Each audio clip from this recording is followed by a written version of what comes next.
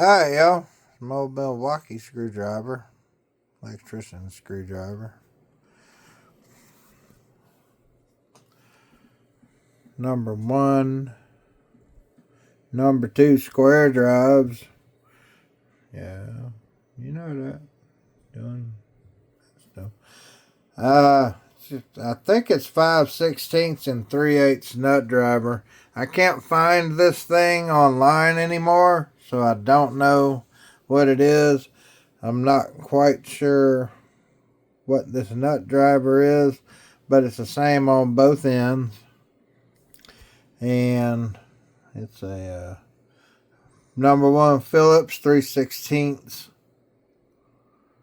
flathead. Number 2 Phillips and 1/4 flathead. On the head, yeah, that's not a nut driver. You have to use that to do it. You can see at some point, it used to say Milwaukee on it. But what this handle has, look at that. That's your wire stripper.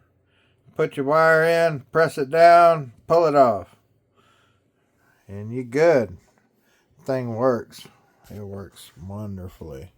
So, alright, y'all. It's my random 10-15-year-old Milwaukee screwdriver. Alright, y'all. Have a good one.